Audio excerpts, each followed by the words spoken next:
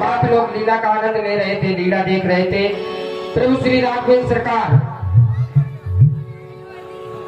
गंगा जी के किनारे पर आते हैं और केवट को बुला करके गंगा पार करते हैं। गंगा पार करने के बाद प्रभु श्री राघवेंद्र सरकार आगे की ओर प्रस्थान करते हैं, वाल्मीकि आश्रम पहुंचते हैं। आए हम आप लोग पुनः लीलाओं का आनंद लेंगे।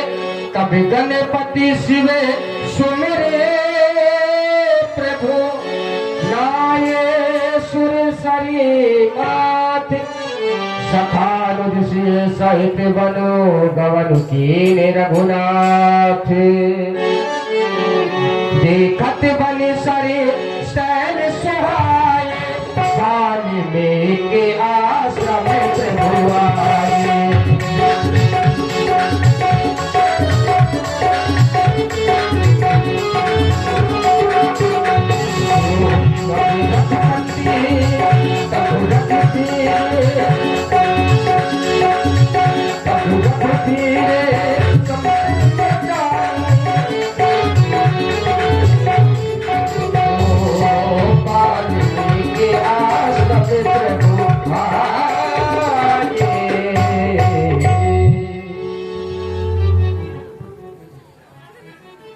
आइए प्रभु, आज आपने वाल्मीकि के आश्रम में आकर के मेरे नेत्रों को सफल कर दिया। आज ये समस्त ऋषि मंडल आपके दर्शन करके धन्य हो गया। हे महामुनि, कहे हे महामुनि, मैं लखन जानकी सहित आपको प्रणाम करता हूँ, मेरा प्रणाम स्वीकार करें। मुनिवर को करे प्रणाम,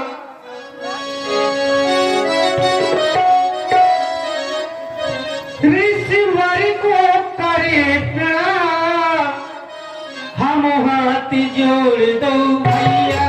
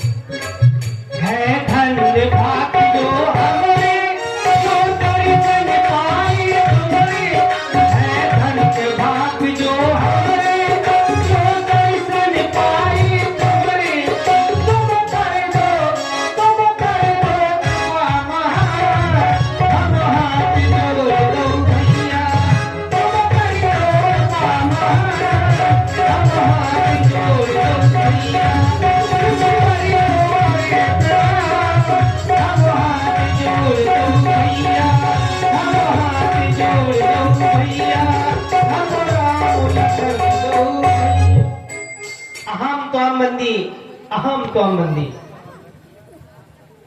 प्यारे राम, आज आपने मुझे प्रणाम किया तो ये मधुरमा यदि कंठ में ना होती तो ये शब्द विस्फान बन गया होता, और वेदना यदि हृदय में ना होती तो हृदय पाषाण बन गया होता, और यदि वासना प्रेम को ना छलती तो प्रेम वरदान बन गया होता, और याचना यदि भक्त में ना होती तो भक्त भगवान बन गया होता। अतः तुम दोनों भाइयों को सुंदर आशीर्वाद। हे राम, तुम्हारे जीवन में ये भव्य भावना बनी रहे निज आन मान मर्यादा का सदैव तुमको ध्यान रहे। तुम इनमें हो वो तुम में है, तुम दोनों में विक्षोभ न हो। आशीष यही इस ब्राह्मण का, तुम जहाँ रहो वहाँ सुखी रहो। आयुष्मान भव, आयुष्मान भव। हे पूज्य, आप तो यार सब जानते हैं, तुम त्रिकालदर्शी मुनिना था, विश्व बदन जिब्र तुमरे यहाँ था। आप तो त्रिकालदर्शी है मुनिनाथ। आप सब जानते हैं कि मैं यहाँ किस लिए आया हूँ और क्यों आया हूँ। क्योंकि ये आप सारा संसार वेद की भांति अपनी हथेलियों पर रखे हुए हैं महामुनि। मैं चाहता हूँ कि आप मुझे कोई ऐसा स्थान बताएं जहां मैं कुछ दिनों तक जानकी और लक्ष्मण सहित निवास कर सकूं। मेरे महाप्रभु कहें, इस राम के लिए आपका कौन सा मार्गदर्शन है मेरे महाप्रभु। हे राघव, आप इसलिए कह रहे हैं, कतना कहो अस रघुकुल केतु, तुम पालक संतत श्रुति सेतु। आप ही संतों को पालने वाले हैं, वेद और पुराणों को जानने वाले हैं, इसलिए आप ऐसा कह रहे हैं। क्योंकि श्रुति सेतु पालक राम तुम, जगदीश माया जानकी, जो सृजत जग पालत हरत, रुख पाए कृपा निधान की। आप ही वेदों को और संतों की रक्षा करने वाले हैं, आप ही सृजन करने वाले हैं, और आप ही उस आदि शक्ति की कृपा से संसार को नष्ट भी करने वाले हैं। तो इसलिए हे परब्रह्म, आज ये वाल्मीकि तुम्हें बार बार नमन कर रहा है, और इसलिए आज आप उस ईश्वर के रूप में इस धराधाम में आए हैं, जबकि व्यापक अकल अनी है अज, निर्गुण नाम न रूप, भगति हेतु नाना विधि, करत चरित्र अनूप। आप उस धराधाम में आकर के नर लीला कर रहे हैं, और आप ही मुझसे पूछ रहे हैं कि वह स्थान कहाँ है जहाँ पर मैं रह सकूं। तो हे प्यारे राम, मैं तुम्हें बतला रहा हूँ, ये जग देखन तुम देखन हारे, विधि हरि समूह नचावन हारे। आप तो ब्रह्मा विष्णु महेश को भी नचाने वाले हैं, तो वो भी आपके मर्म को नहीं जानते, त्यों न जाना ही।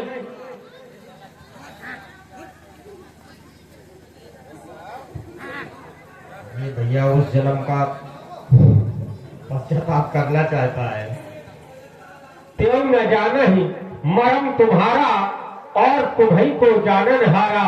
जब ब्रह्मा विष्णु महेश भी आपके मर्म को नहीं जानते, तो हम कैसे जान सकते हैं। हाँ, तुम्हारी कृपा तुम ही रघुनंदन, जानहु भगत भगत और चंदन। आपकी महिमा तो आप ही जाने, लेकिन हाँ, आपको वही जान सकता है जिसको आप जना देते हैं। कोई जाना ही जही देव जनाई, और जानत तुम ही हो जाई।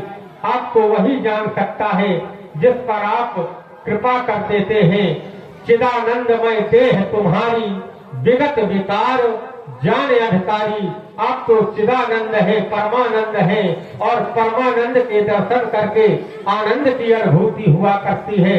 लेकिन आपने मुझसे पूछा कि मैं पूछूं सब चाहूं, और मैं ये सच्चा करके ये कैसे बतला दूं कि आप कहाँ पर निवास करें।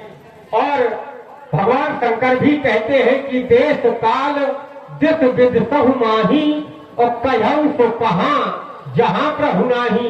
अगर मैं आपसे पूछ लूं कि वह स्थान कौन सा है जहाँ पर आप नहीं है, इसलिए पूछो मोह की रहो कहाँ, मैं पूछत सच्चाओ, और जो न तन धर दे कहीं, तुम ही दिखाओ ठाओ।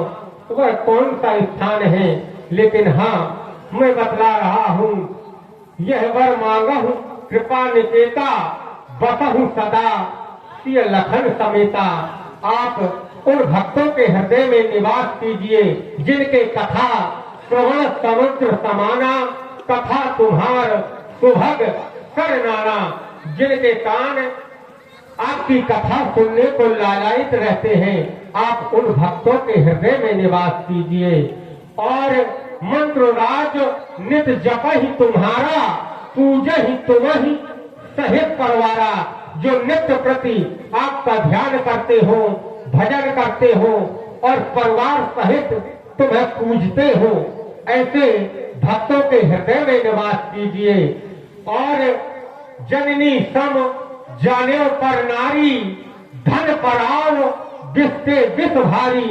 जो दूसरी की नारी को अपनी माँ बहन समझे और दूसरे के धन को विष के बराबर समझे, ऐसे भक्तों के हृदय में आप निवास करें। लेकिन भगवान, आपने पूछा कि मुझे अनु लक्ष्मण सहित और मैया जानकी सहित नर लीला करनी है, तो इस स्थान में बतला रहा हूँ। शैल सुहावन कानन चारू, करके हरि मृग बेहद बिहारू। एक सुंदर पर्वत है जहाँ पर करी हाथी के हरि सिंह बेहंग पक्षी मृग बहुत से वहाँ पर पक्षी भी रहते हैं और वो रमणीक स्थान है।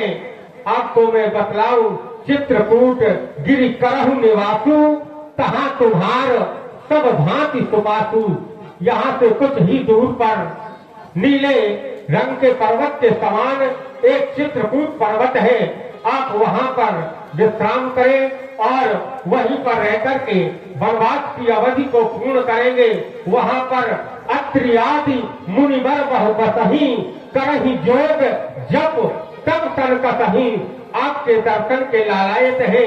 वहाँ पर अत्रि महामुनि और उन्हीं की पत्नी माता अनुसुईया नदी पुनीत पुराण बखानी, अत्रि प्रिया तो तप बल आनी, सोसरी धार नाम मंदाकिन, सो सब पाठक पोतक डाकिन। वहीं पर चित्रकूट में मैया मंदाकिनी की पावन धारा बह रही है, वही आपके लिए।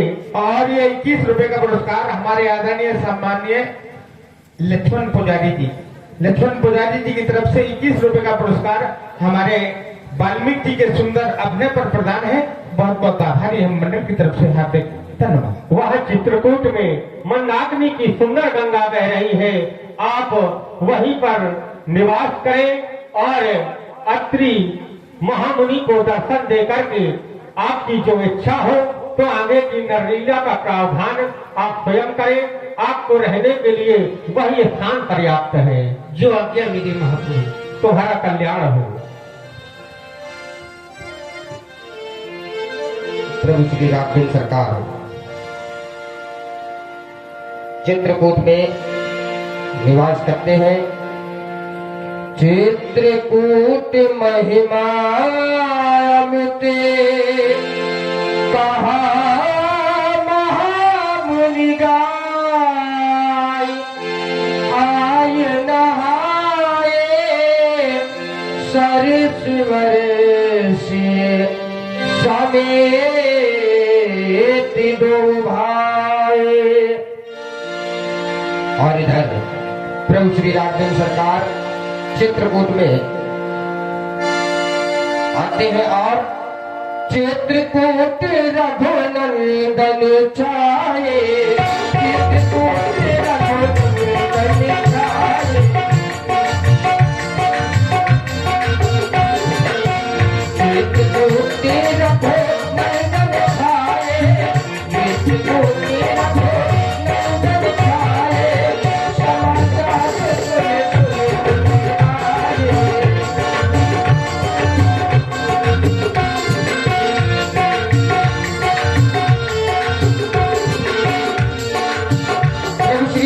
सरकार चित्रकूट में कौन भीलों से मिलते हैं और कौन भीलों से मिलते हुए चले अवधि ले, चले अवधि ले रखहि सादा। निषाद राज रथ को लेकर के वापस आते हैं। चले अवधि ले रखहि सादा।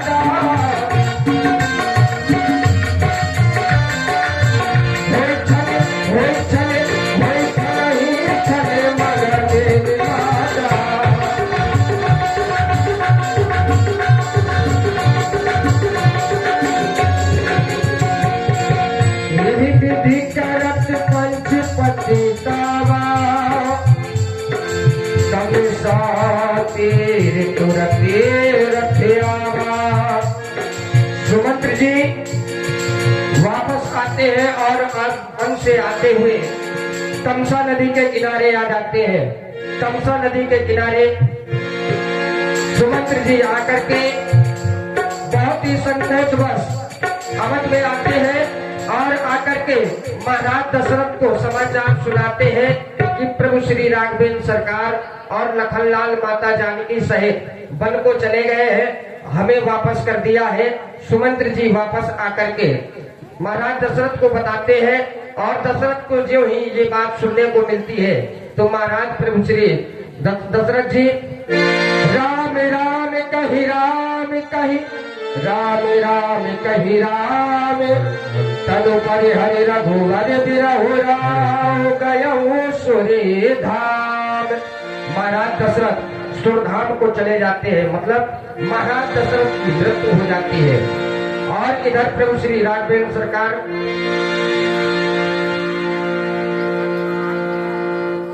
हम आप लोग भरत मिलाप की पावन लीला का दिग्दर्शन करेंगे।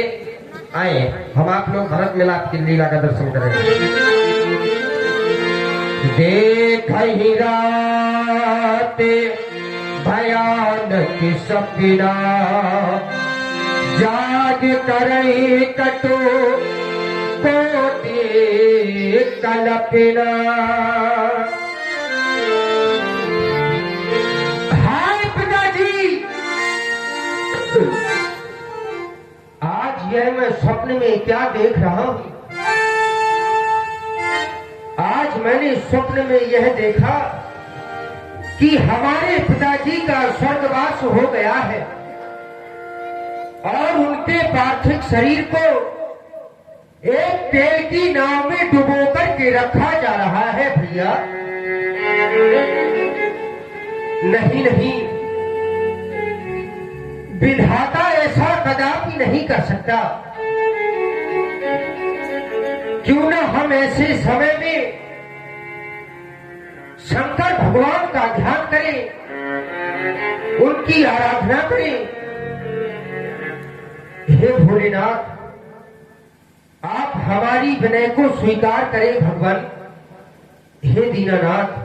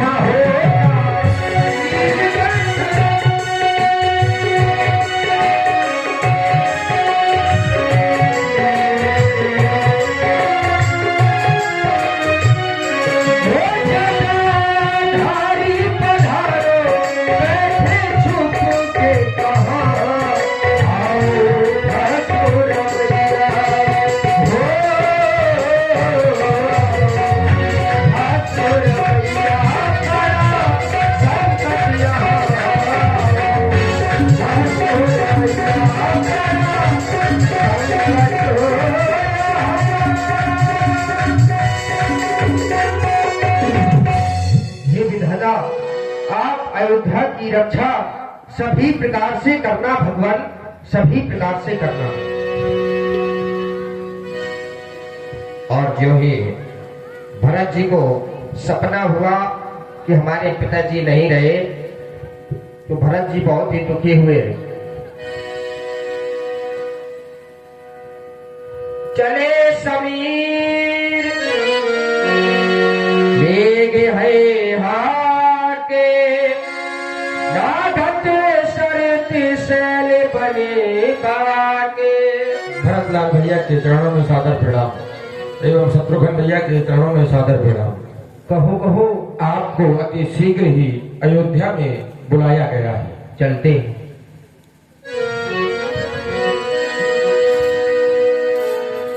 श्री राम जय राम जय जय राम, श्री राम जय राम जय जय राम, श्री राम जय राम जय जय राम, श्री राम जय राम जय जय राम।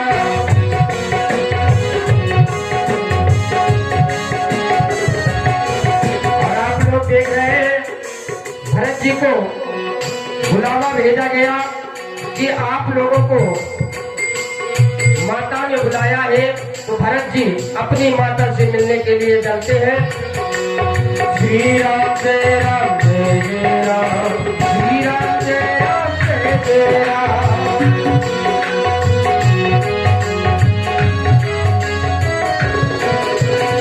हर सियार बोला है प्रतिकूला, सुन सुन हो भरत मन सोला।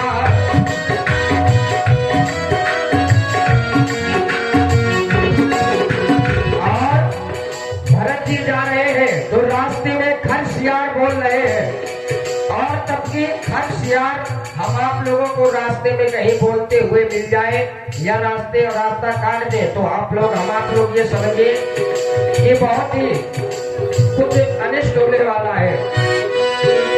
श्री राम जय राम जय जय राम, श्री राम जय राम जय जय राम, श्री राम जय राम जय जय राम।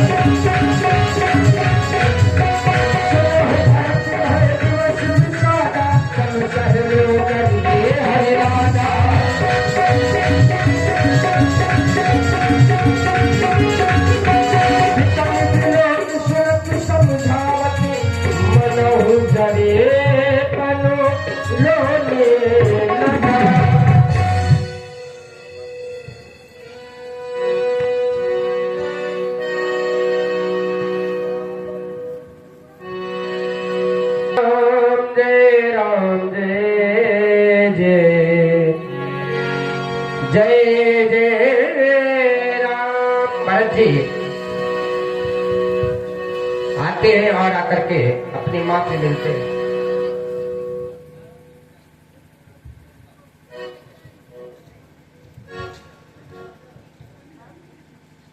कहो बेटा भरत, ननहाल में सब प्रसन्नता है ना? हे मैया, आप मुझसे ननिहाल की प्रसन्नता पूछ रही हैं। हे माता, ननिहाल में सभी प्रकार की कुशलता है माता। मैं अभी अभी मामा श्री एवं नाना श्री से मिलकर के आ रहा हूँ। आप मुझे यह बतलाएं मैया, अयोध्या में सभी प्रकार की कुशलता तो है ना? क्योंकि मैं जब रनिवास की ओर आ रहा था तो मुझे चार प्रतिकूल गधे कौवे ये आदि सब मिले माता। और इतना ही नहीं, ये बुरी जगह पर बैठे थे और अपने मुख से बुरी बाणी भी बोल रहे थे मैया। हे माता, जब मैं अयोध्या आया करता था, मेरे पिताजी मुझे देखते ही अपने हृदय से लगा लिया करते थे। मेरे पिताजी दिखाई नहीं दे रहे माता। अरे पिताजी तो ठीक, यहाँ मेरे श्री राम भी नहीं है। भैया राम कहाँ है? हे माता, काहू कहता तो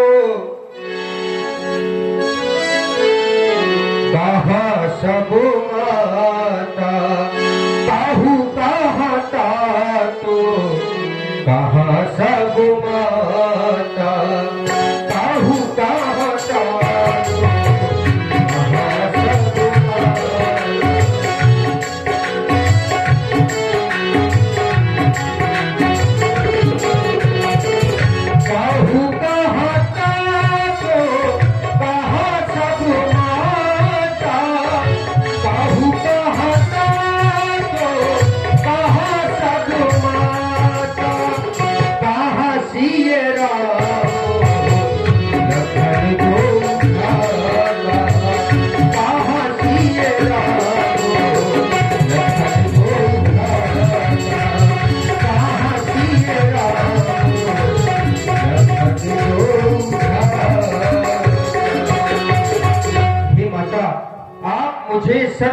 यह बतलाएं मेरे पूज्य पिताजी कहाँ हैं?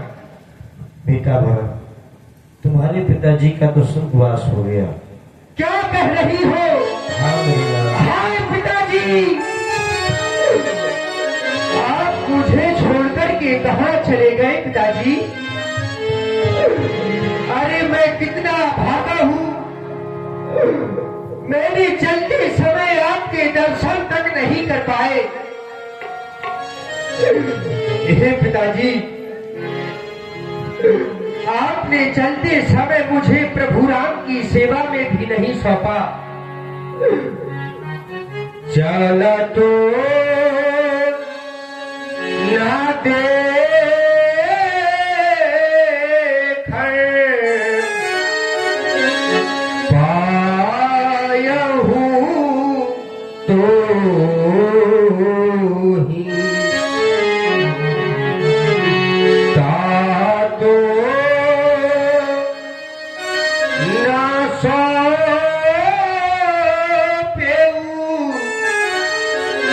राम ही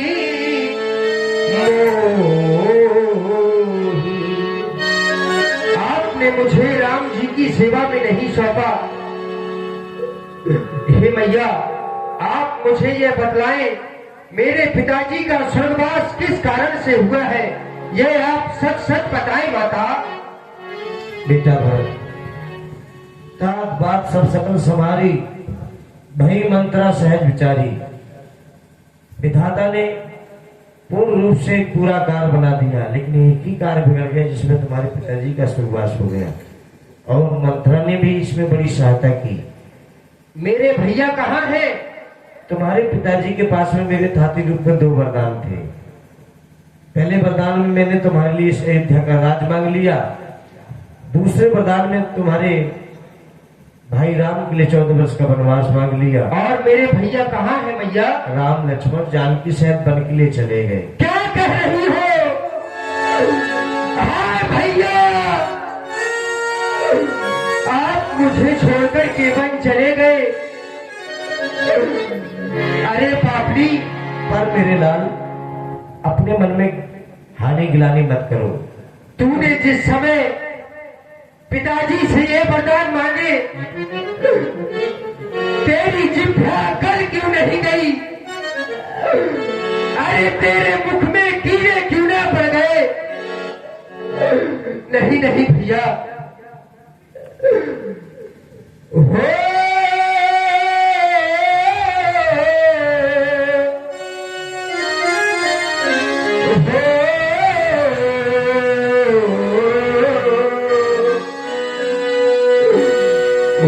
मैया तेने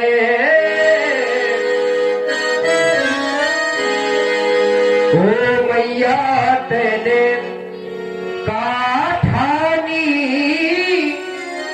मन में राम सिया भेज दएगी पर राम सिया भेज दएगी पर मैया तेने हथी तेने काठानी मन में राम सिया भेज दएगी पर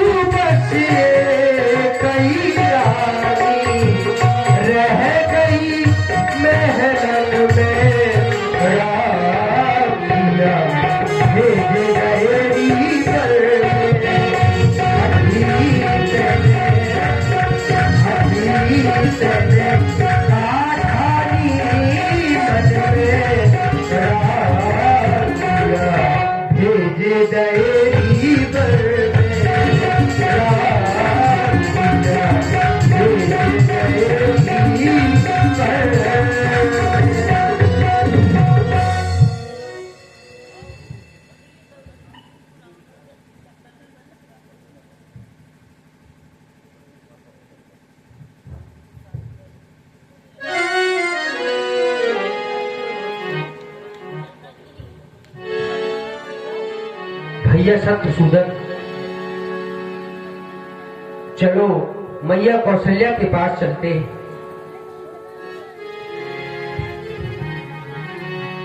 और भरत जी अपनी माता कौशल्या से मिलने के लिए पछताते हुए चल देते हैं। राम विरोधी हृदय ते प्रगट की विधि मोहे, तेहि अवसर कुबरीता आई। मेरा सोने से कुबर मर जाएगा, महारानी मेरा सोने से कुबर मरवा देगी, मेरा लाला जी। घूमत नाथ तेहे को भर मारा, परिवर भर मरे करते पुकारा। ऊपर टूटे फूट कपार, मोरो कपार फोड़ो, अरे दैया वो मारो कहाँ मारो है, कैसे बताऊं कैसे दिखाऊं कहाँ सुनाऊं। अरे दैया ये तो बड़ा खराब है, लड़का मैं तो जानती राजा बनेगा, मेरा कुबर मर जाएगा, इसने तो फोड़ दिया, मैं जाती हूँ नहीं तो तोड़ देगा। कुबड़ी मिलती है शत्रुघ्न जी, कुबड़ी को एक धुमक लात मारते हैं, कुबड़ी मुंह के बल गिर जाती है और मुंह से खून निकलने लगता है। घुमक कुबर टूटे फूट कपारो, दलित दसन मुख रुधिर प्रचारो। भरत देख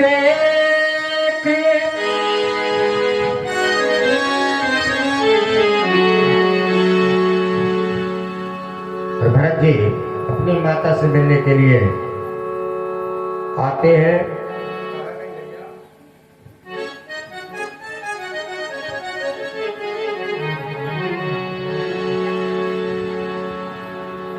श्री राम भरत देख, बोलो माता भरत को देखती है तो उठ धाई, मूर्छित आवन पड़े नहीं आई। हे माता, मैं आपसे यह जानना चाहता हूं मैया, हे माता, माता बता दो पिताजी कहाँ है, माता बता दो पिताजी कहाँ है।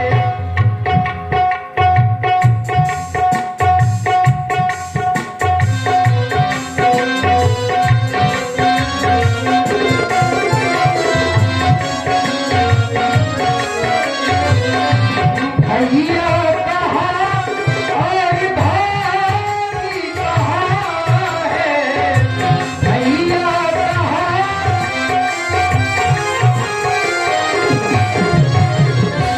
माता बता पिताजी कहाँ है, माता बता।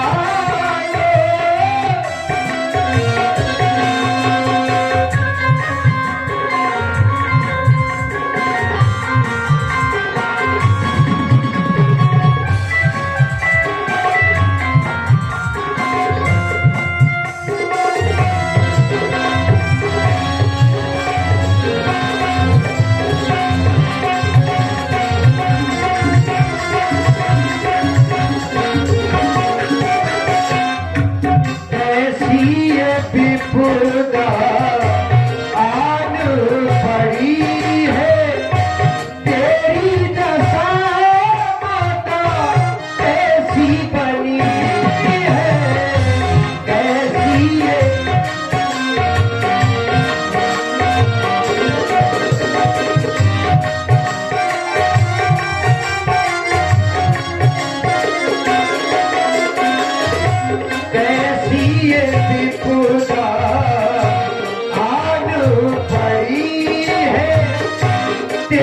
मेरी दशा माता कैसी बनी है।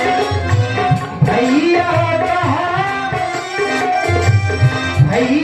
कहा और भाभी कहा है। माता बता दो पिताजी कहाँ है। माता बता दो पिताजी कहाँ है। भैया कहा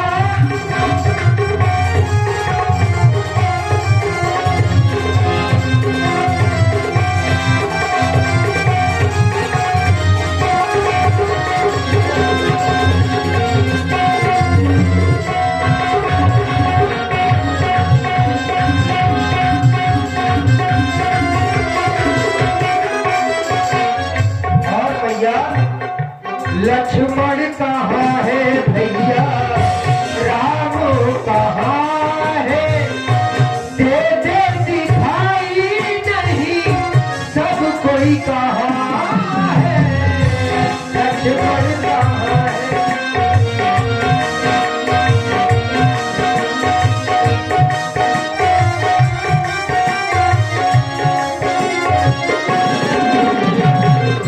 लक्ष्मण कहाँ है भैया, राम कहाँ है। दे दे दिखाई नहीं सब कोई कहाँ है। भैया कहाँ और भाभी कहाँ है। माता बता दो पिताजी कहाँ है। माता बता दो पिताजी कहाँ है। भैया कहाँ और भाभी कहाँ है। माता बता दो पिताजी कहाँ है। माता बता दो पिताजी कहाँ है। भैया मैं तो यही कहूंगा कि अरे कैकई ने इस धरती पर जन्म ही क्यों लिया।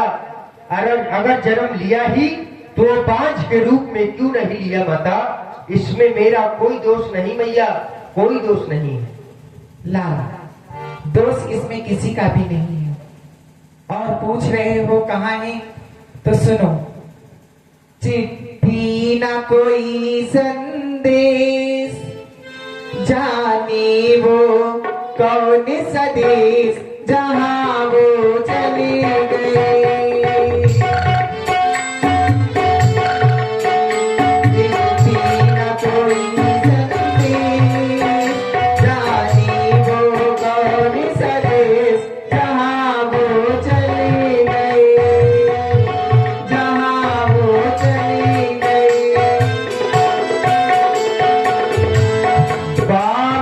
वामदेव वशिष्ठ कभी आए, सचिव महाजन सकले बुलाए। पुत्र भरत सर्वप्रथम जाओ अपने पिताश्री की अंत्येष्टि क्रिया कर मेरे पास पुनः वापस आओ।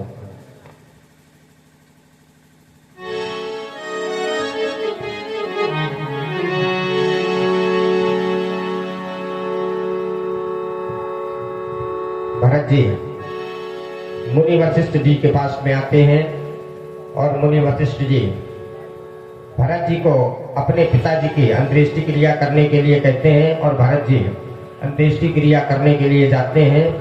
अंत्येष्टि क्रिया करके वापस फिर आते हैं। पुनः गुरुदेव भगवान के पास वशिष्ठ जी के पास आए। देखें सुंदर पावन प्रभु की लीला का आनंद ले हम आप लोग।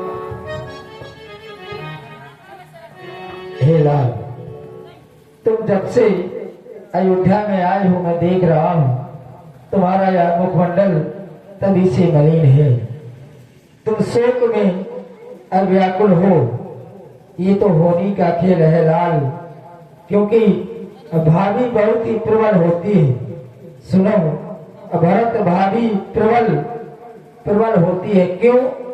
क्योंकि 6 चीजें व्यक्ति के हाथ में नहीं होती। तो बताया गया वो चीजें हैं कौन सी? तो बताया गया हानि लाभ, जीवन मरण, यश अपयश, विधिहार। ये 6 चीजें विधाता के हाथ में होती हैं। तुम अपने पिता की मृत्यु के बारे में सोच कर रहे हो, तो लाल सोच का त्याग करो। क्यों? क्या तुम्हारे पिता सोचनीय थे? तात अविचार करहु मन माही, सोच जोग दशरथ नृप नाही।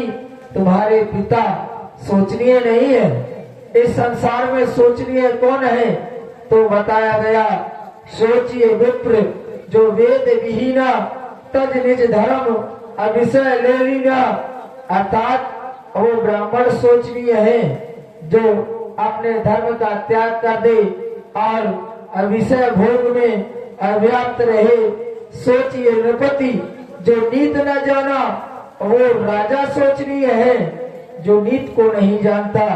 जय ही न प्रजा प्रिय प्राण समाना, जिसे अपनी प्यारी प्रजा प्राणों के समान प्रिय नहीं होती, अब वो राजा सोचनीय होता है। अब वो नारी सोचनीय होती है। बताया गया सोचिए पुण्य वंचक नारी, वो नारी सोचनीय होती है जो अपने पति के विरुद्ध कार्य करती है। अर्थात पति को छल करने वाली होती है, घर में कलह करने वाली होती है। अर्थात कहने का तात्पर्य कि वह स्व इच्छा से चलने वाली हो, वो नारी सोचनीय है। वो शूद्र सोचनीय है जो शूद्र ब्राह्मण का अपमान करता है, वो शूद्र सोचनीय है। तुम्हारे पिता सोचनीय नहीं है। अब विचार करो, तुम्हारे पिता जैसे राजा तो इस संसार में ना हुए हैं और ना होंगे, जिनका प्रभाव 14 भुवनों में है। तो तुम्हारे पिता सोचनीय नहीं है। सोच का परित्याग करो और अपने पिता के द्वारा दिए गए वचन का पालन करो। चाहता हूँ तुम्हारे पिता ने जो महारानी कैकेयी को जो वरदान स्वरूप पहले वरदान में तुम्हें इस अयोध्या का राज और दूसरे वरदान में तुम्हारे बड़े भाई राम के लिए 14 वर्ष का वनवास, तो तुम्हारे बड़े भाई अपने पिता की आज्ञा को मानकर 14 वर्षों के लिए वन की ओर चले गए। अब तुम्हारा कर्तव्य यह बनता है कि तुम भी अपने पिता की आज्ञा का पालन करो और इस अयोध्या के सूर्यमुखी सिंहासन का राजभार अपने सिर पर धारण करो और पिता की आज्ञा का पालन करो। हे गुरुदेव, आपके द्वारा बड़ी ही अच्छी शिक्षा बदलाई गई और आप यह भी कह रहे हैं कि तुम अयोध्या के राजा बन जाओ। नहीं नहीं, सभी प्रजावासियों का भी मत है एवं सभी मंत्रियों का मत है, लेकिन गुरुदेव मैं प्रभु श्री राम जी के होते कदापि यह स्वीकार नहीं कर सकता। मैं राजा कभी नहीं बन सकता गुरुदेव। मैं नहीं चाहता बड़ा बनूं, रहने दो छोटा ही मुझको। शासन का अनुशासन मत दो, करने दो सेवा ही मुझको। हे गुरुदेव, मैं आपसे एक प्रार्थना करता हूं। मैं अपने भैया के पास जाऊंगा और उन्हें मना करके वापस अयोध्या लेकर के आऊंगा। कहे कहे इसमें क्या आज्ञा है? धन्य तुम्हारा यह जीवन और धन्य तुम्हारा यह चरित्र। मेरा तो ये मानना था कि तुम्हें अपने पिता की आज्ञा का पालन करना चाहिए। तुम्हें इस राज सिंहासन पर आसीन होकर के इस अयोध्या वासियों की देखभाल करनी चाहिए, क्योंकि ये अयोध्या वासी शोक से व्याकुल है। क्योंकि एक और प्रभु श्री रामचंद्र जी वन की ओर चले गए, दूसरी ओर तुम्हारे पिताजी का निधन हो गया, या प्रजा शोक से व्याकुल है। तो पहला धर्म तो यही था कि तुम्हें राज सिंहासन पर आसीन होकर इस अयोध्या का राजभार संभालना था, लेकिन तुम्हारे विचारों को सुना और विचार करने लगा। तुम कह रहे हो कि मैं अपने बड़े भैया राम को मनाकर और वापस अयोध्या में लाना चाहता हूँ। अगर ऐसा हो गया तो इसमें तो सबसे अच्छा है। अगर तुम यही चाहते हो तो इस कार्य में मेरी सहमति है।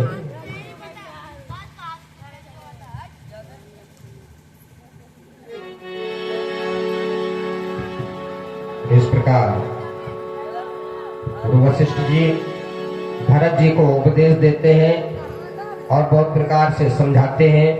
और भरत जी कहते हैं कि हम अपने भैया के होते हुए हम अपने सिंहासन पर नहीं बैठेंगे। सिंहासन पर भरत जी कहते हैं कि हम अपने भैया से मिले बिना नहीं रह सकते। आपनी दारुण दीनता कहु सभै सिरुनाई, देखे बिनु रघुनाथ पद जिय के जरनी न जाए। भरत जी कहते हैं कि हम अपने भैया से मिले बिना एक पल नहीं जी सकते हैं। भरत जी तैयारी बनाते हैं अपने भैया से मिलने के लिए, प्रभु श्री राघवेंद्र सरकार से मिलने के लिए। और ज्यों ही पता चलता है कि भरत जी अपने बड़े भैया राघवेंद्र सरकार से मिलने के लिए जा रहे हैं, घर घर साजहि बाहन नाना, हर सुहृदय परिवार पयाना।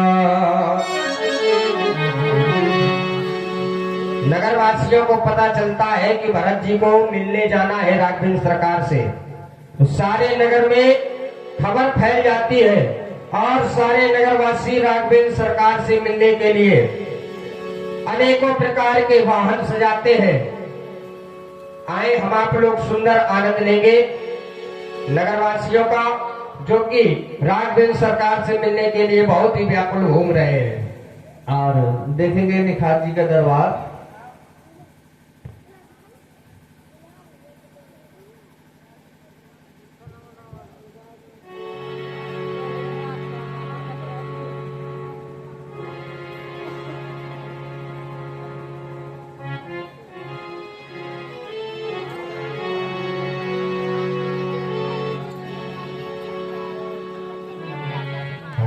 मोहब्बत तेरे अल्जाम पे रोना आया। मोहब्बत तेरे अल्जाम पे रोना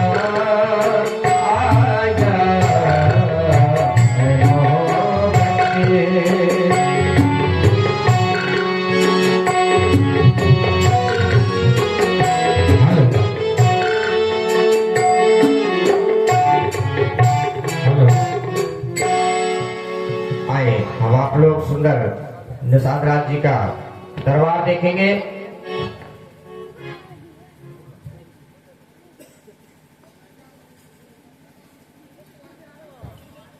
महाराज की जय हो। तुम्हारा खंड कल्याण हो। महाराज कहो, नवीन समाचार है। क्या नवीन समाचार है? महाराज भरत अपनी चतुरंगिनी सेना लेकर के इसी ओर आ रहे हैं। क्या कह रहे हो? हाँ। कुमार भरत एक चतुरंगिनी सेना लेकर के हमारी ओर आ रहे हैं। हाँ हाँ, परंतु क्यों? सुना है वो राम जी के पास जा रहे हैं। इसका कारण क्या हो सकता है? चतुरंगिनी सेना तो सिर्फ दो कारणों के लिए हुआ करती है, या तो किसी का राज तिलक किया जाए और या फिर किसी के ऊपर आक्रमण किया जाए। तो इसका कारण क्या हो सकता है? कारण कवन भरत बन जाही है कछु कपट भाव मन माही। क्या कारण है जो कुमार भरत एक चतुरंगिनी सेना लेकर के वन प्रखंड को प्रस्थान ये जौ पे जिए ना होश कुचलाई तो कटली हो संग कटाई। क्या कारण है जो एक चतुरंगिनी सेना लेकर के धन की ओर प्रस्थान कर रहा है? कहीं राज सेवक ऐसा तो नहीं कि जान ही सानुज राम ही मारी कर ही अकंटक राज सुखारी। प्रभु श्री राम के ऊपर आक्रमण करके उन्हें मारना चाहता हो और अकंटक राज्य करना चाहता हो, लेकिन वो दुष्ट ये नहीं जानता कि ये सकल सुरासुर जुरहि जुझारा और राम ही समर न जीतन हारा।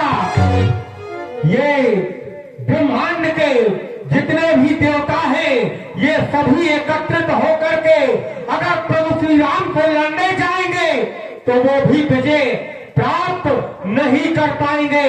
तो इसका कारण क्या हो सकता है? तुम एक कार्य करो, ये होय सजोयल रोकहु भाटा, ये गंगा जी के सभी घाटों को रोक दो और उनमें नावें डाल दो।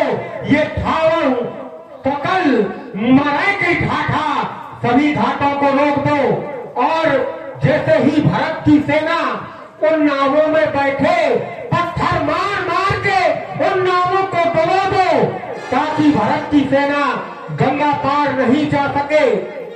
और आज हम भी भरत से लोहा लेंगे, युद्ध करेंगे, परंतु अपने जीते जी भरत को गंगा पार नहीं जाने देंगे।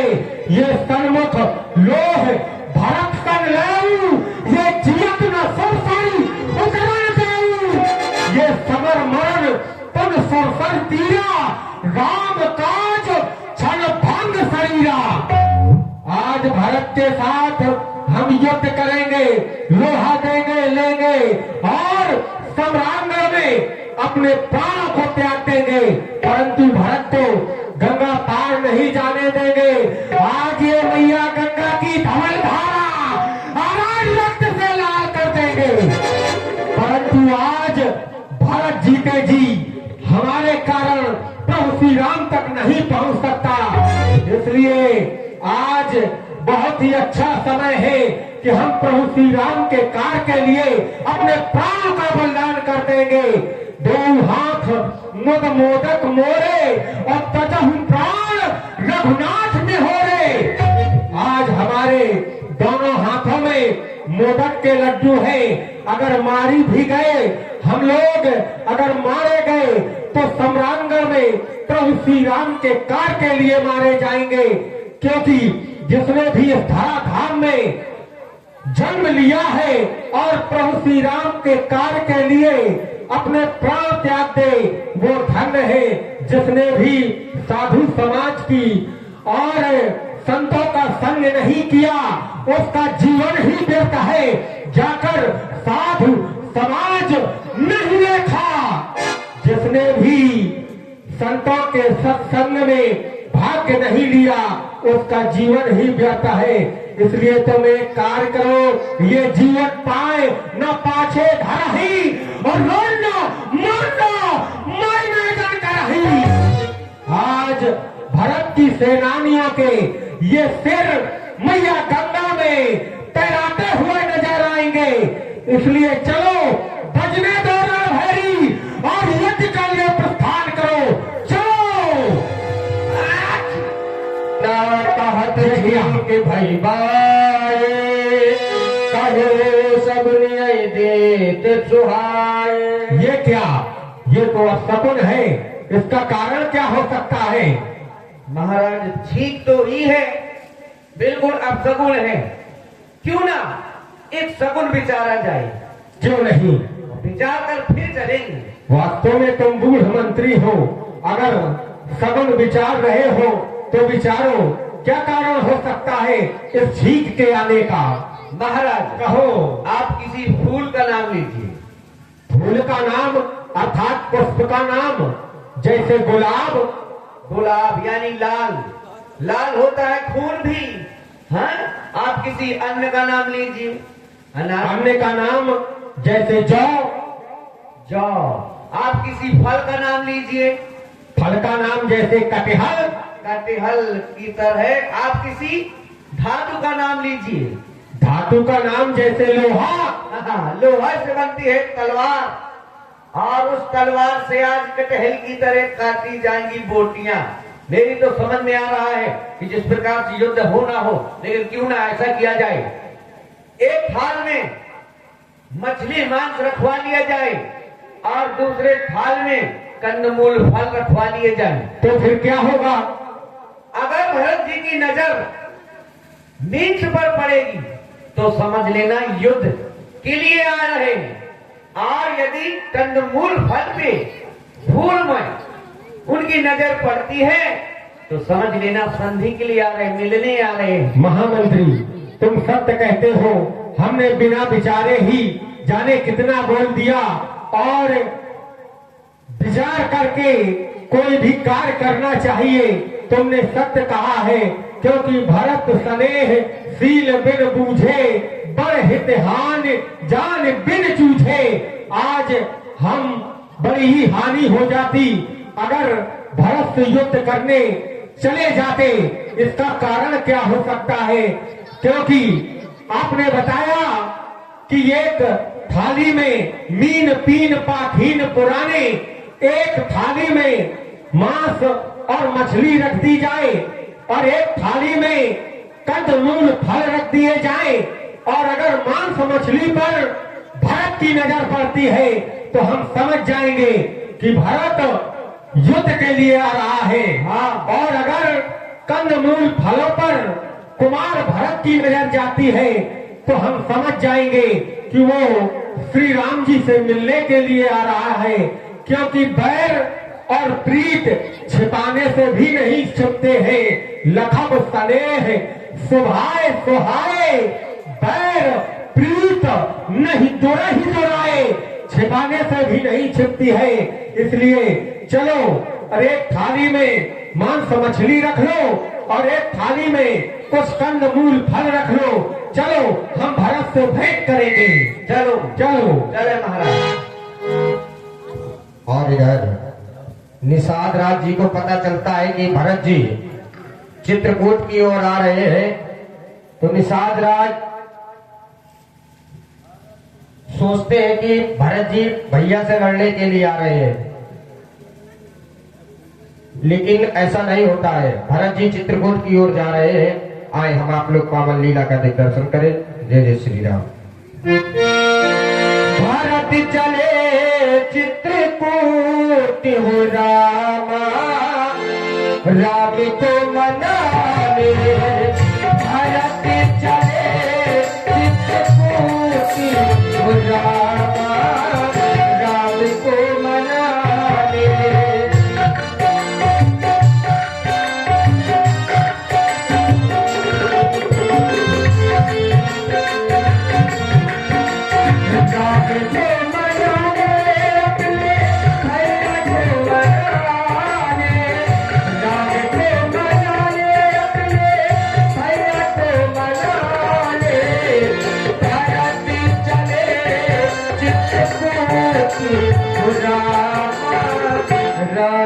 को मनाने। हे लाल भरत, ये महाराज गोरे हैं, ये सिंगीपुर के राजा है, तुम्हारे भैया के बचपन के सखा। महामंत्री सुमंत ने बताया था कि राम जी ने एक रात्रि विश्राम इन्हीं के यहाँ पर किया था। हे निषाद राज जी, कहे कुमार भरत, मैं आपसे यह जानना चाहता हूँ, वह कौन सा स्थान है जिस स्थान पर मेरे स्वामी ने रात्रि में निवास किया? कुमार भरत, चलिए मैं वो स्थान आपको बतला रहा हूँ। अति शीघ्र चले। यही वो सिरसपा वृक्ष के नीचे इस सैया पर प्रभु श्री राम ने विश्राम किया था। आप इन्हें प्रणाम करें।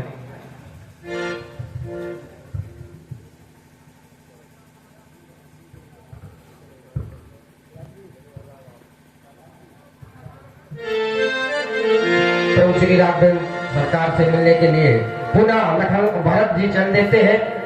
राम को मना ले, अपने भैया को मना ले, राम को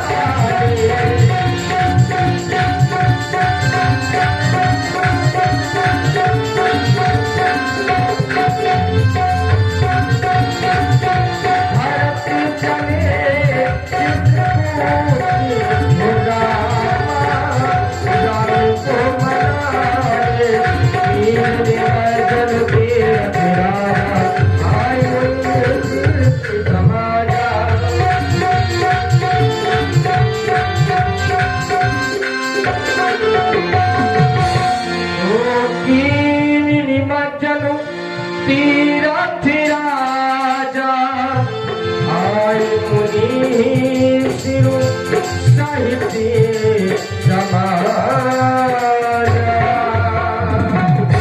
प्रभु श्री राघवेंद्र सरकार चित्रकूट में सुंदर निवास कर रहे हैं। हम आप लोग देखेंगे भरत मिलाप की सुंदर पावन लीला। यहाँ पर भरत जी आकर के अपने बड़े भैया राघवेंद्र सरकार से मिलते हैं।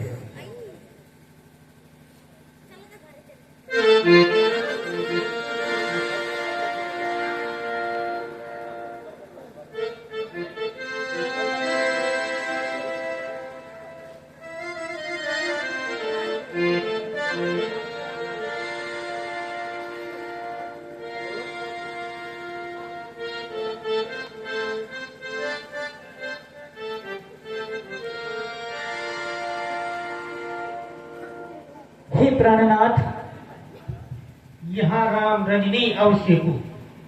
हे प्राणनाथ, आज हमने बहुत ही बुरा सपना देखा है जिसमें हमारी माताएं और भरत भैया अपनी पूरी सेना लेकर हमारी ही ओर आ रहे हैं।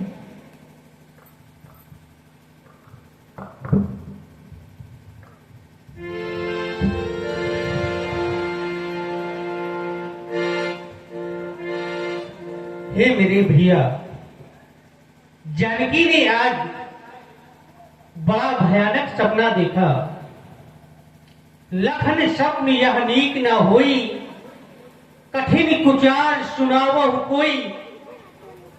यह सपना सत्य नहीं हो सकता। हमें ऐसा लग रहा है जो ये जानकी ने स्वप्न देखा कि भरत अपनी चतुरंगिनी सेना सजा करके हमारी ओर आ रहा है। हे भैया, यह सपना सत्य नहीं हो सकता।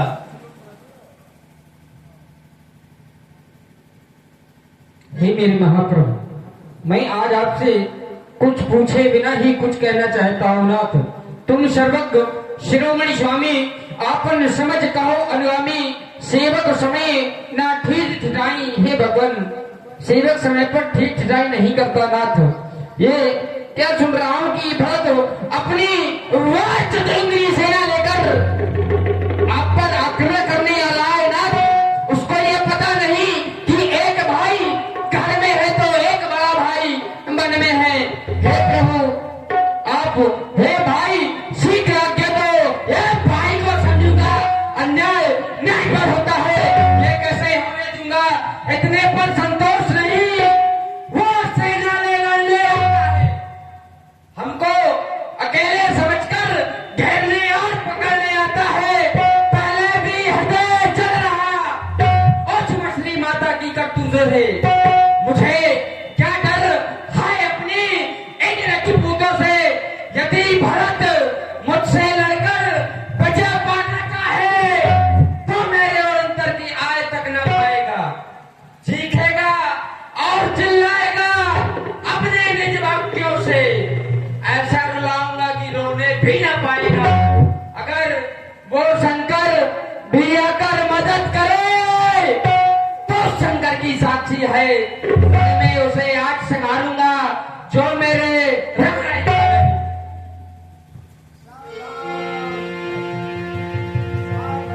और इधर तब तक भरत जी अपनी तीनों माताओं को साथ में लेकर के प्रभु श्री राघवेंद्र के हे पास। मेरे भैया,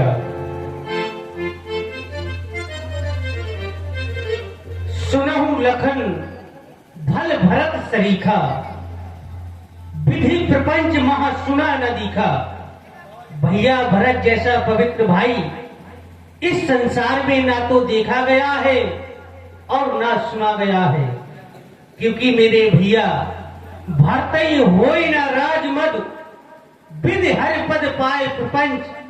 कबहू की काजी सीकरन, क्षीर सिंधु विनुसाए। हे भैया, भरत को कभी राजमद नहीं हो सकता। भरत को यदि ब्रह्मा का भी पद मिल जाए तब भी भरत को, मेरे भरत को राजमद नहीं हो सकता। वो ही राजमद पाकर के मतवाली होती है जिन्होंने महापुरुषों की संगत का सेवन ना किया हो।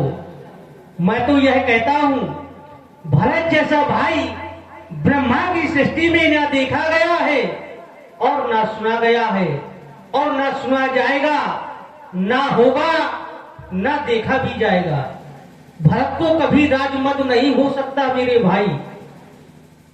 मैं तुम्हें अपनी और पिताजी की सौगंध खाकर कहता हूं मेरे भैया, भरत को कभी राजमद नहीं हो सकता, भरत को कभी राजमद नहीं हो सकता। प्रभु श्री राघवेंद्र सरकार लखनलाल जी को बहुत ही सहज भाव से समझाते हैं कि हमारा भैया भरत लड़ने के उद्देश्य से नहीं बल्कि मिलने के उद्देश्य से आ रहे हैं। और इधर भरत जी अपने प्रभु श्री राघवेंद्र के पास मिलने के लिए आ पहुंचते हैं।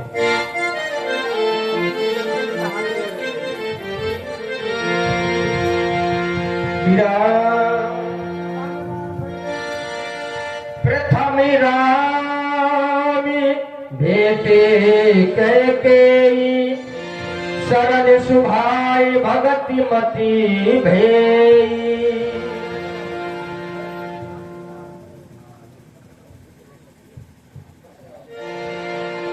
प्रभु श्री राघवेंद्र सरकार सबसे पहले अपनी माता कैकेयी से मिलते हैं और उसके बाद अपने दोनों भाइयों से मिलते हैं। हे मेरे महाप्रभु, अयोध्या की कुशलता के विषय में कहो।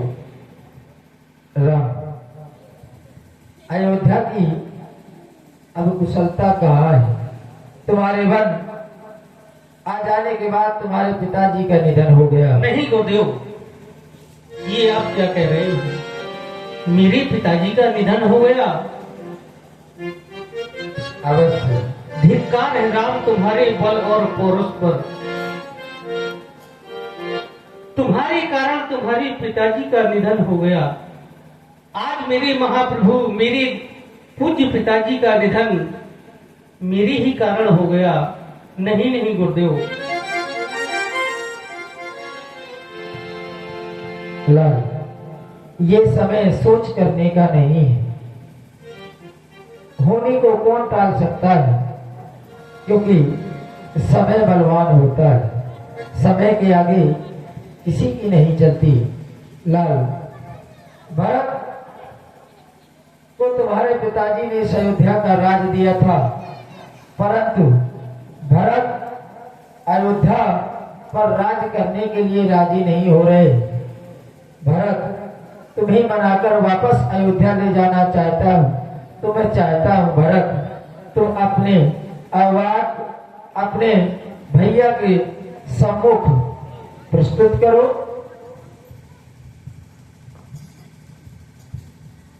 हे महाप्रभु, मैं तो आपसे यही कहूंगा, आप वापस अयोध्या लौट चले दीनानाथ, क्योंकि वह अयोध्या आपकी है और वह सिंहासन भी आपका है।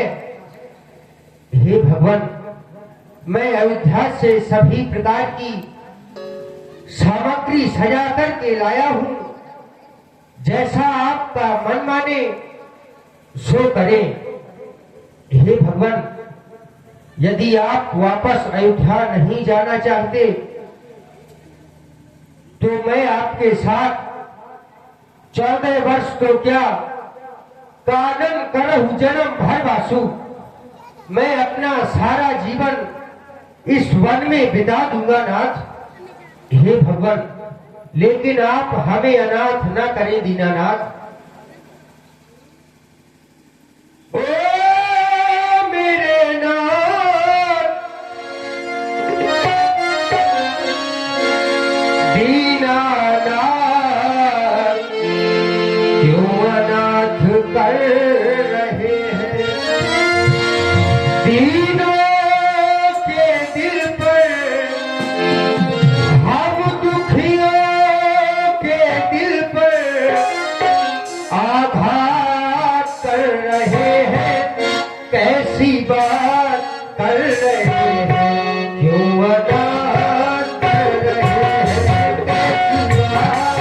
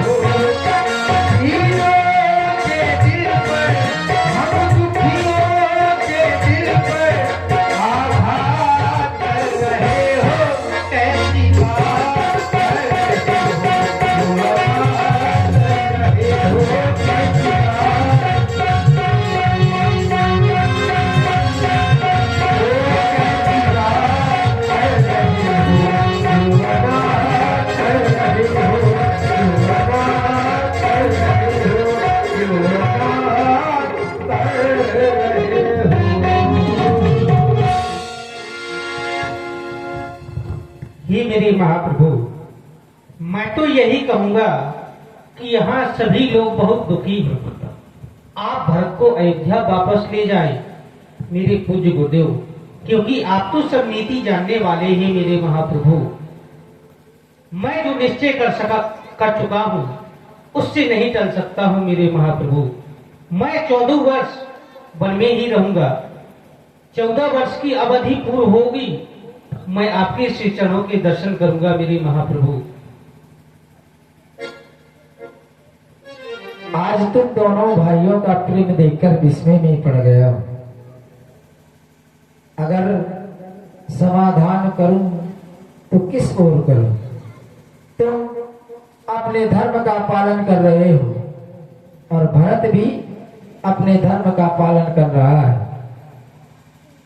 और अगर मैं तुम दोनों को तुम्हारे धर्म से विलग करूंगा तो अधर्म होगा। अर्थात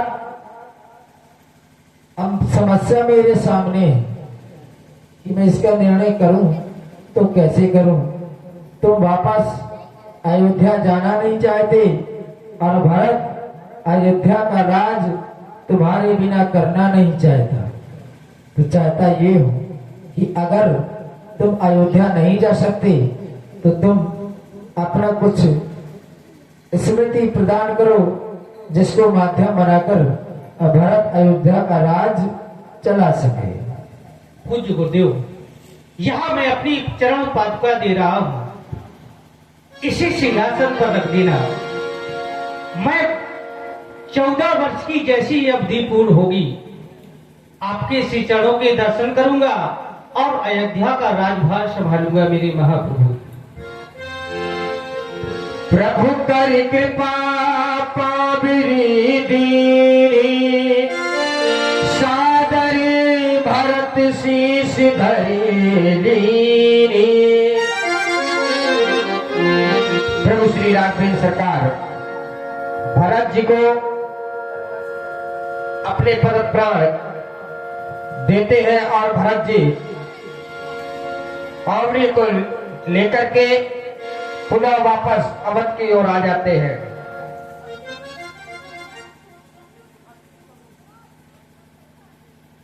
और आए हम आप लोग अभी लीला का आनंद ले रहे थे, बहुत ही सुंदर भरत मिलाप की लीला का। आए आगे की लीला का आनंद लेंगे। हमारे प्रभु श्री राघवेंद्र सरकार आगे की ओर प्रस्थान कर देते हैं। आए लीला का आनंद लेंगे। श्री राम जय राम जय जय राम, श्री राम जय राम जय जय राम, श्री राम जय राम जय जय राम, श्री राम जय राम जय जय राम। पुण्य रघुनाथ चले बजागे, पुण्य रघुनाथ चले बजागे, श्री राम जय राम जय जय राम, श्री राम जय राम जय जय राम।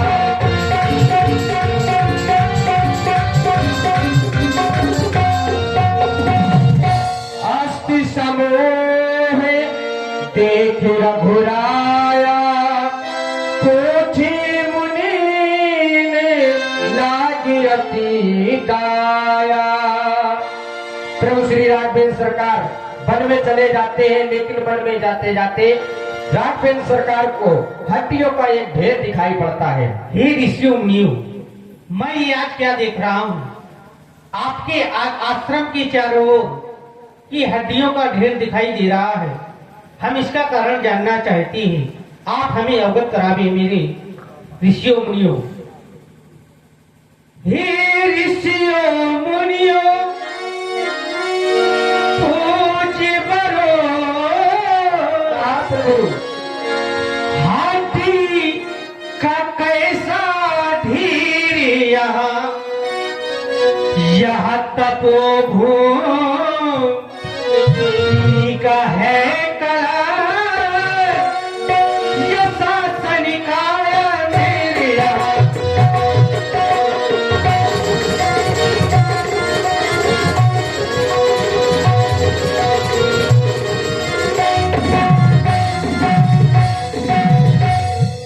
यहाँ कितना क्रूर अरे कष्ट वाला,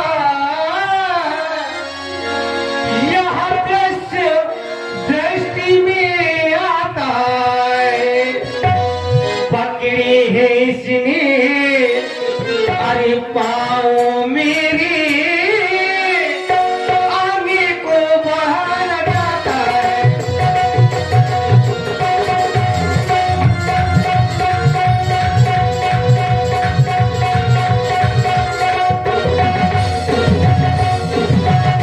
ये किस्माली की बगिया उजड़ी और यह किसने फूल बिखेरी है, आप हमें अवगत कराएं। मेरे महाप्रभु, आज तक इस मार्ग से ना जाने कितने यात्री निकल गए और किसी ने हम ऋषियों मुनियों से ये नहीं जाना कि ये हड्डियों का ढेर लगा है तो कैसा लगा है। लेकिन आज आपने पूछा है तो हमें ऐसा प्रतीत हो रहा है कि अब हम लोगों का उद्धार होने वाला है। मेरे महाप्रभु, यहाँ पर आतापी और मातापी नाम के दो राक्षस रहते हैं। एक भाई ऋषियों मुनियों को भोजन का निमंत्रण देता है, दूसरा भाई एक कढ़ाई में तेल को खौलाता है। जैसे ही ऋषि मुनि भोजन करने के लिए आते हैं और वो उनको खौलते हुए तेल में डाल देते हैं। तो जब मांस पक जाता है तो पका पका मांस खा लेते हैं और हड्डी यहाँ फेंक देते हैं। मेरे महाप्रभु श्रवण करें। हमको बेले पे की ये प्रजा जाने, असीरों ने बहुत सताया है। ना जाने कितने ऋषियों को उनकर बच्चों ने खाया है।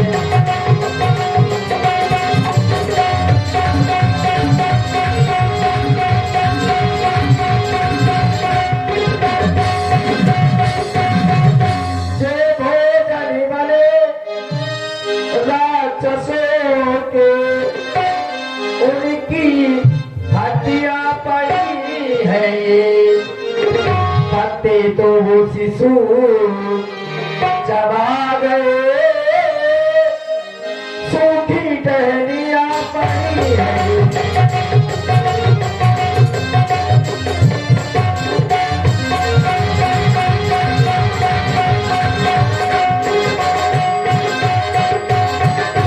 आप पूछ रहे किस माली की ये बगिया उजड़ी, किसने ये फूल बिखेरे हैं? जिस माली की ये बगिया है।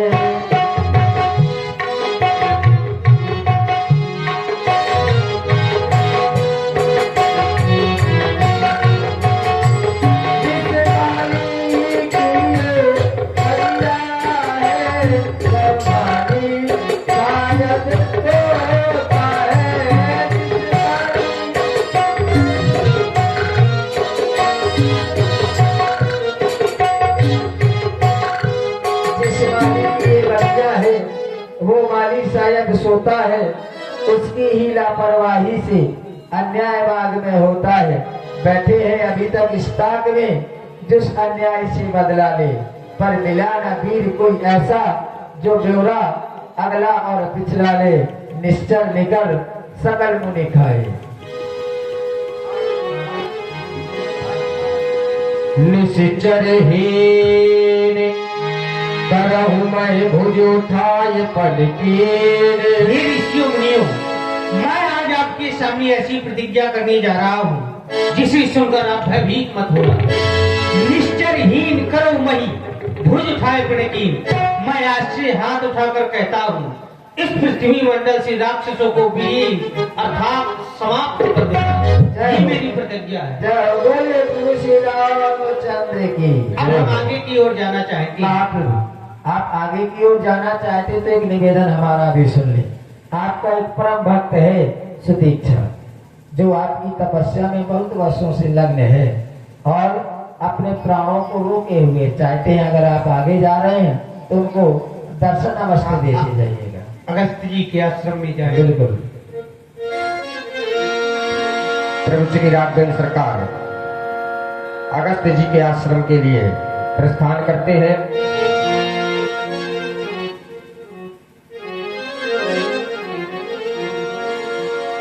श्री राम जय राम जय जय राम, श्री राम जय राम जय जय राम।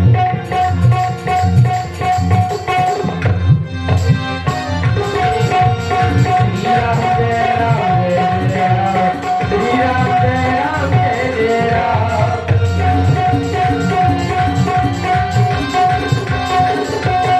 एक प्रभु श्री राघवेंद्र सरकार का बहुत ही परम विचित्र भक्त है जिसका नाम है सुतीक्षण। आए हम बहुत ही सुंदर लीला का आनंद लेंगे। सुतीक्षण लीला का मुनि अगस्त कर शीर्ष सुजा, राम सुतीक्षण रति भगवान।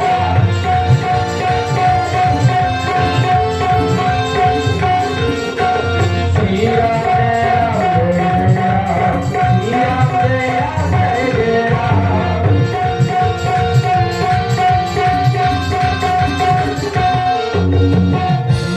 जय राम जय जय राम, श्री राम जय राम जय राम।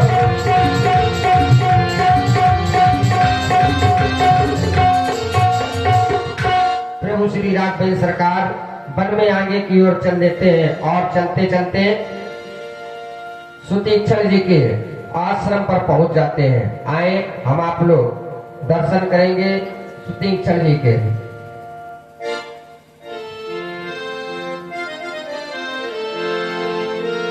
मुनि अगस्त